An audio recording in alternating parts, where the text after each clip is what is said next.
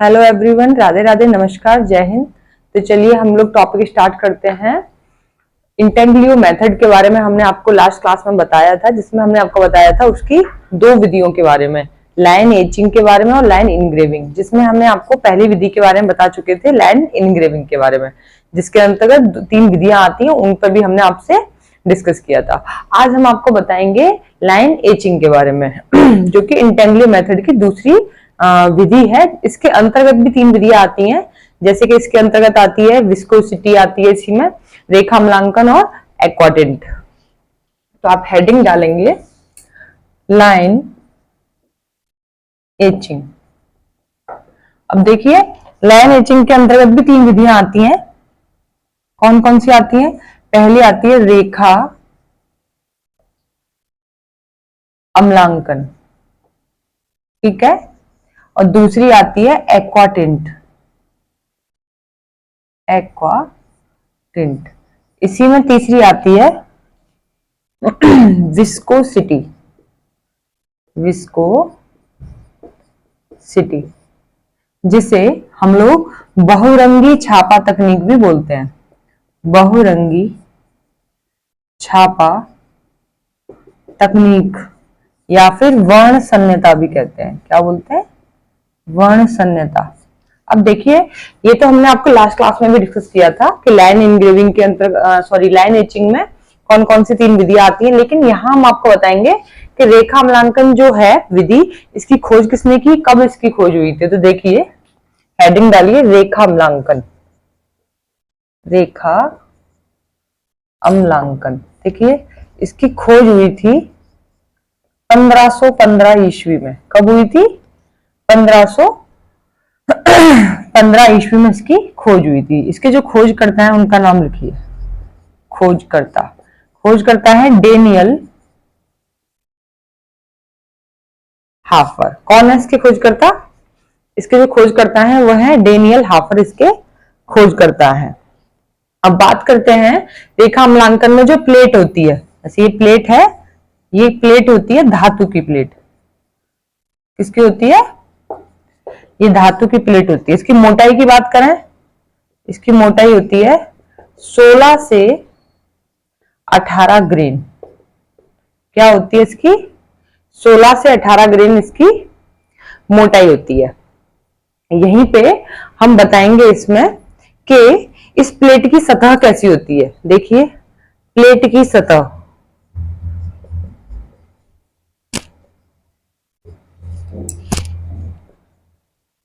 साफ एवं चिकनी होती है।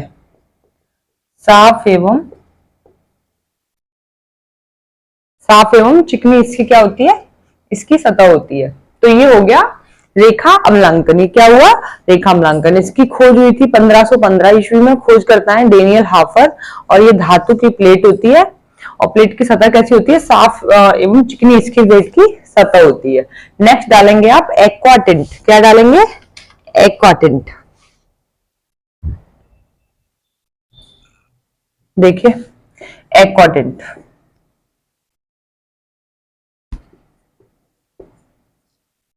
एक्वाटेंट की जो खोज हुई थी 1748 ईस्वी में हुई। कब हुई? 1748 ईस्वी में इसकी खोज हुई। यहीं पे हम बात करेंगे इसकी प्लेट की। तो देखिए, इसकी जो प्लेट है, इसकी मोटाई है 16 से 18 ग्रेन। कितनी है? 16 से 18 ग्रेन इसकी मोटाई है। और ये धातु की प्लेट होती है ये भी। और इसकी बात करें सतह की, सतह चिकनी एवं साफ होती है। चिकनी एवं साफ इसकी क्या होती है? सतह होती है। तो दो हमने आपको बताया विधियों द्वारा। लास्ट बचती है विस्कोसिटी, जिसे बहुरंगीय छापा तकनीक या वर्ण शून्यता भी कहते हैं। तो आप इसे भी नोट कीजिए। विस्कोसिटी, देखिए इसकी खोज कब हुई थी? 1920 ईस्वी में। कब हुई है इसकी खोज? 1920 ईस्वी में खोजकर्ता की बात करें तो वो है विलियम हैटर। विलियम हैटर है इसकी। इसके जो खोजकर्ता है वो कौन है? विलियम हैटर है। और खोज कहां पर हुई थी? स्थान पेरिस में। पेरिस में इसकी खोज हुई थी। विस्कोसिटी जो पद्धति है इसकी खोज कब हुई थी? 1920 ईस्वी में खोज करता है विलियम हैटर, और स्थान की बात करें तो पेरिस में हुई थी। यहीं पे इसको चिपचिपाहट पद्धति भी कहते हैं, चिपचिपाहट पद्धति भी इसको कहते हैं। तो ये हो गया आपका लाइन एचिंग की, हमने आपको तीनों विधियों के बारे में बताया जो इसके अंतर्गत आती है, रेखा अम्लांकन, एक्वाटिंट और विस्कोसिटी। जिसमें पूछ लिया था इसका अन्य नाम क्या है, बहुरंगी छापा तकनीक और वर्ण संहिता भी इसको हम लोग बोलते हैं। यहीं पे एक्वाटिंट जिसकी 1748 में खोज हुई है, विस्कोसिटी 1920 और इसकी हुई है 1515 ईस्वी में रेखा अम्लांकन की। ठीक है, नेक्स्ट आप देखेंगे समतल सतह प्रणाली के बारे में हम आपको कुछ विशेष जानकारी देंगे, उसे और आप नोट करेंगे। तो हेडिंग डाल लीजिए समतल सतह प्रणाली या लिथोग्राफी।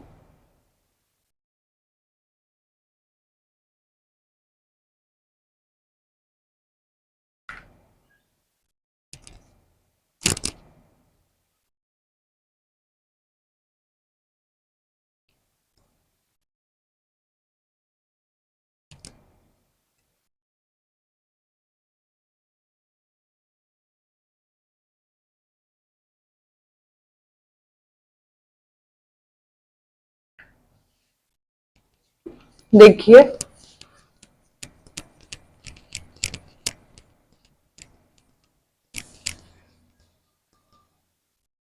अगली हेडिंग डाल लीजिए आप, समतल सतह प्रणाली लिथोग्राफी भी बोलते हैं, जैसे प्लेनोग्राफी, और इसी को अस्म मुद्रण, सिरा मुद्रण भी इसको कहते हैं। इसके कई सारे नाम हैं।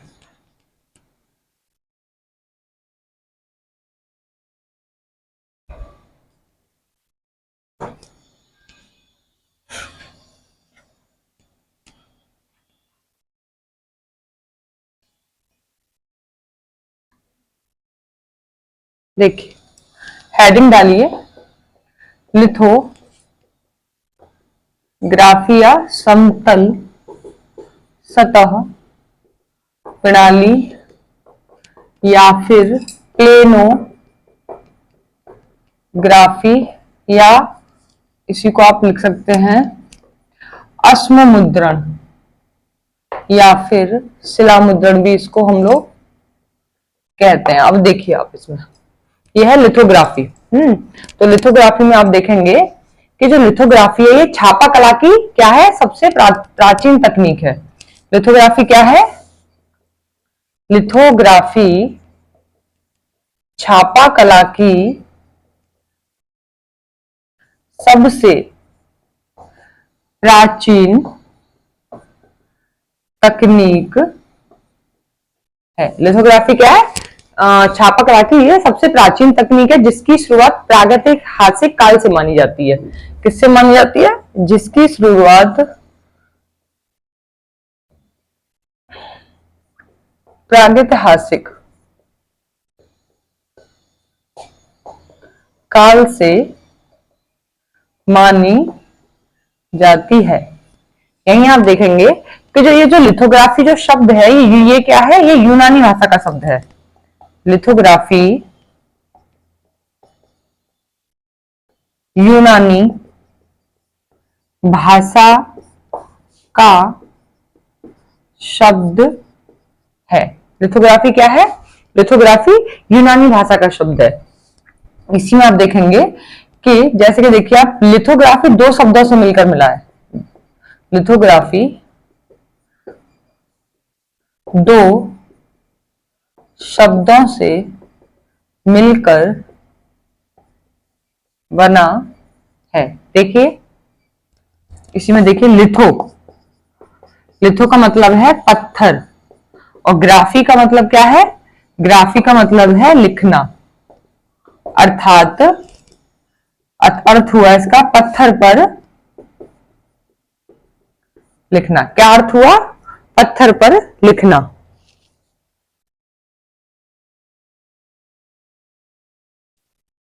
देखिए जैसे कि ये प्लेट है,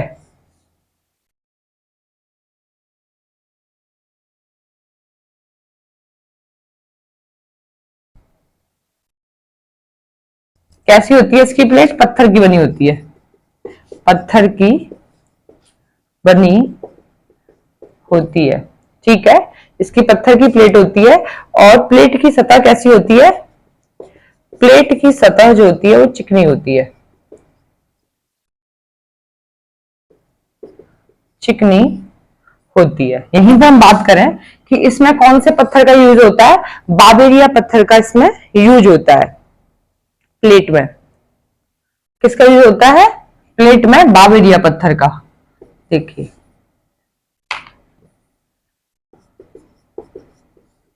बाबेरिया और चूना दोनों पत्थर का इसमें यूज होता है।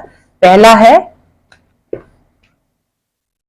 बाबेरिया पत्थर एंड दूसरा कौन सा है? चूना पत्थर। तो जो बाबेरिया पत्थर है ये सर्वश्रेष्ठ पत्थर है। कैसा पत्थर है ये? सर्वश्रेष्ठ। ये सर्वश्रेष्ठ पत्थर है और जो चूना पत्थर है ये सबसे ज्यादा प्रयोग किया जाता है।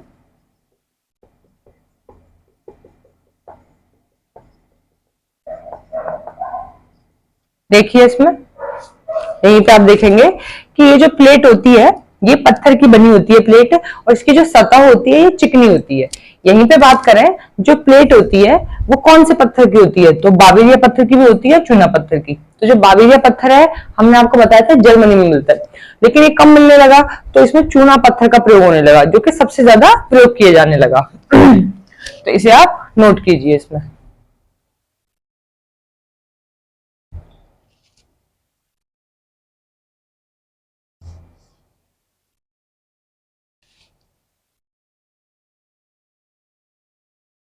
यहीं पे आप देख लीजिए कि बाबेरिया पत्थर की खोज किसने की थी? यहां लिख देते हैं।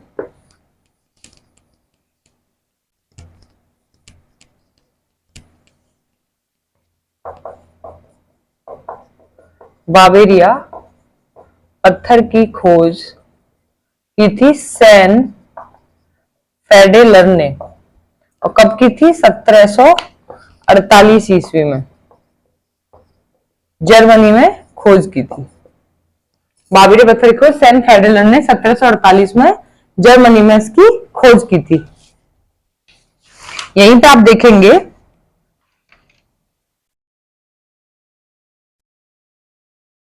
लिथोग्राफी का नामकरण करने वाले विद्वान जिनका नाम है एच वैक्स।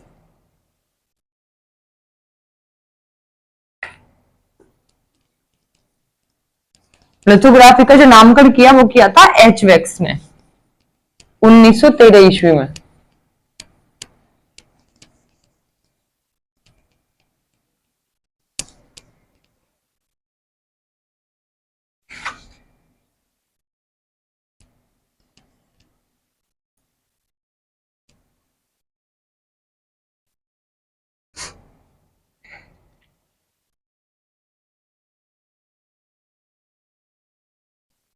देखिए, लिथोग्राफी का नामकरण करने वाले पहले विद्वान एच वैक्स ने 1913 में, एच वैक्स ने 1913 में चूना पत्थर पर डिजाइन किया। किस पर किया? चूना पत्थर पर डिजाइन किया। यहीं आप देखेंगे ज्यूस चर्ट नाम के विद्वान हैं जो कि पोस्टरों के लिए विख्यात थे। ज्यूस चर्ट लिथोग्राफी पोस्टरों के लिए विख्यात थे। क्या थे ये? ज्यूस चर्ट लिथोग्राफी पोस्टरों के लिए विख्यात थे।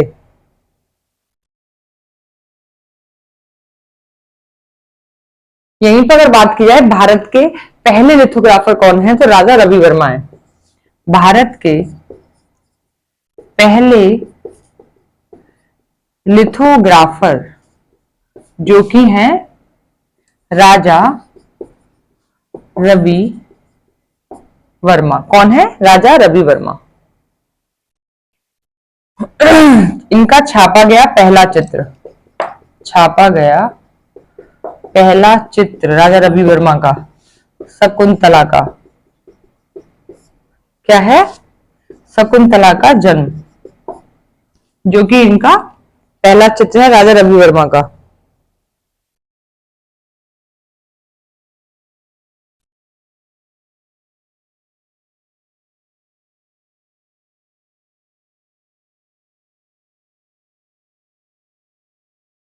राजा रवि वर्मा ने यही लिखिए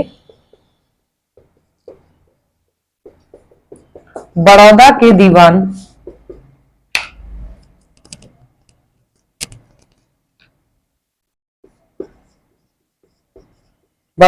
दीवान माधव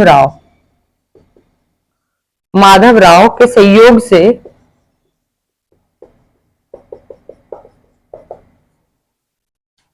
लिथोग्राफी प्रेस खोले।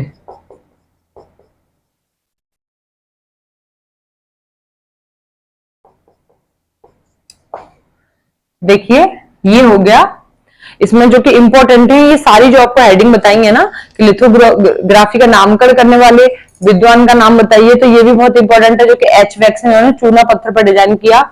यहीं पे आते हैं कि लिथोग्राफी जूस चटनी लिथोग्राफी पोस्टरों के लिए विख्यात थे और भारत के पहले लिथोग्राफर राजा रवि वर्मा, इनके बारे में पूछ लिया जाता है।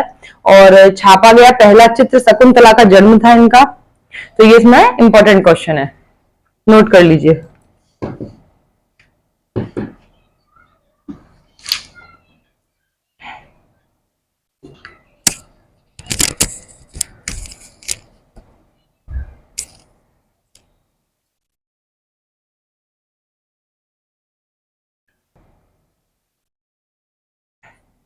चलिए, तो ये हो गए इसके सारे इंपॉर्टेंट जो भी टॉपिक थे आपके छापा कला से रिलेटेड। तो आज हमारा छापा कला का टॉपिक फिनिश हुआ।